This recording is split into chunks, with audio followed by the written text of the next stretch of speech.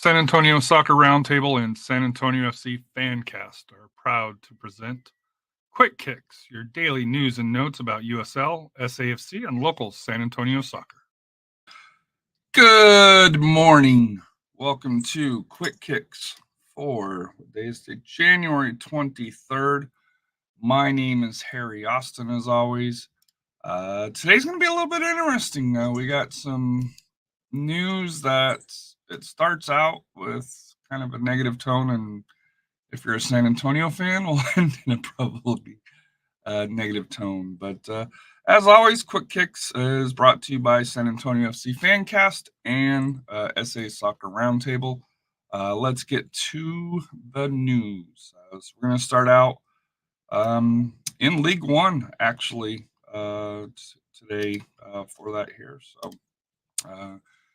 according to WBIR.com,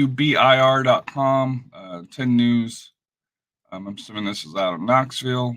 One Knox SC head coach Mark McKeever investigated claims of verbal bullying and physical misconduct sustained. Several players told WBIR the specific instances that led to an investigation this past fall done by a third-party law firm through the United Soccer League. Not a good look. And so far, One Knox has not made a coaching change, and or at least reportedly, there has not been any discipline by USL HQ for that here. And the author of this was Karthik Venkerman, and I'm sorry if I mispronounced your names here. Tier 1 physical misconduct is the lowest terms in terms of severity. 5 players who didn't want to reveal their identity said it happened during halftime on a game on April 21st against South Georgia. Players said Mark, McKeever charged a player and forcefully bumped into him. The two were separated by players and coaches. The verbal bullying, it was a tier 2, which is middle tier severity. The USL told WBR that it's being in did here happened multiple times. Several players said McKeever would often berate players, many to the point when the coach launched verbal jabs during a Phil session about fixing his hair, telling him he'd rather have a 15-year-old amateur in the player's place, calling the player a liability team, and saying all the player cared about was himself. I'm just going to say this here. I don't know the specific. This is all alleged, but this was reportings done firsthand and through a third-party law firm. If you're USL HQ, if you're One Knox, how do you still have this guy as your coach? I know I don't normally give commentary on this here. I don't do a League One show, so this is probably the only time we may discuss it, on our show, on a SA Fancast, just because it is a major topic. It's not a good look for USL HQ. It's not a good look for USL League One, and it's definitely not a good look for One Knox SC. So hopefully, they'll do something for that here, and hopefully they have. And it's just not reported, but to me, not something that, from a league standpoint and from somebody that has a club in USL. And to be honest with you, whether it's MLS, I know MLS just had one with Sporting Kansas City where they signed a technical director that, through the Yates report, and that was found to have turned a blind eye to abuse and did not do a damn thing about it. Got hired by Sporting Kansas City, and then, due to pressure from fan base, was let go, which is the right thing to do. So this is something that we do need to stop for right here. Moving on, though, other League One news here. Big League One that Lexington signs. Lexington SC signs former USL Championship Blue City forward, 31-year-old Cameron Lancaster. He's two-time champion, Golden Boot winner, all-time leading goal scorer for Louisville FC, Louisville City. What can you say? He's a star, and like I said, Lexington got a good one with Coach Powell.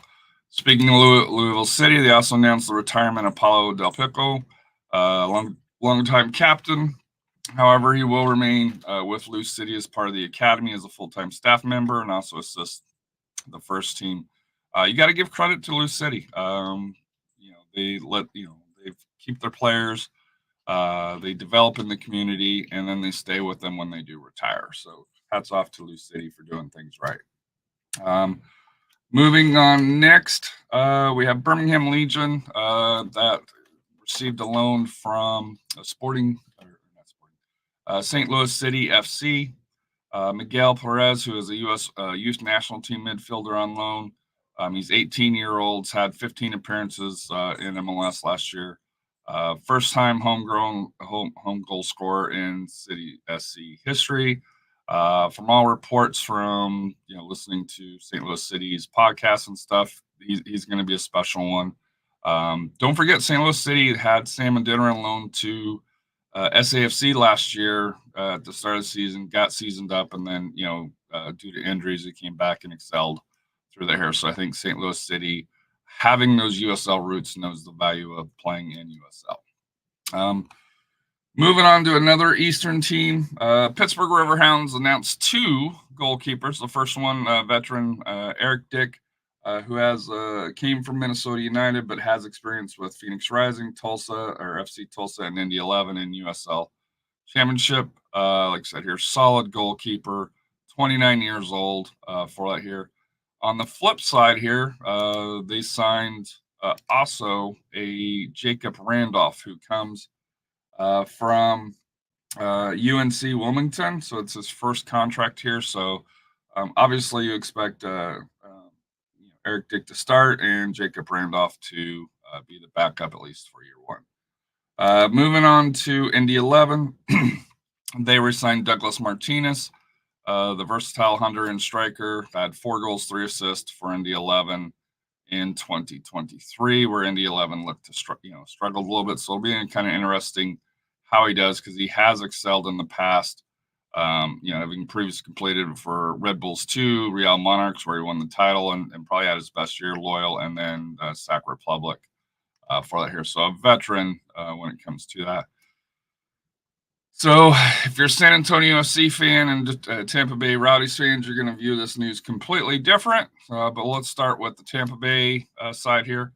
They acquire goalkeeper Jordan Farr from San Antonio FC, 2022 Championship Goalkeeper of the Year, 2 seasons in San Antonio FC and 1 emergency playoff appearance. Here for an undisclosed fee. From Tampa side, it's an outstanding move. You got to give all credit to Jordan when he has a great defense in front of him, which Tampa historically does. He excels, and then to me, and like I said, here, I'll move this over to San Antonio FC. So part of the San Antonio FC news, the only news yesterday, and it was the only news that could be, because feel sorry for Miss Hobbs, the new social media coordinator for San Antonio FC, because it had to be a rough day. SAFC transfers goalkeeper Jordan Farr to Tampa Bay Rowdies for an undisclosed fee. And this picture right here says everything about Jordan Farr and San Antonio FC. We can talk about his play on the field. 2022 had one of probably the greatest years as a goalie. 2023, not as good a defense, suffered a little bit more.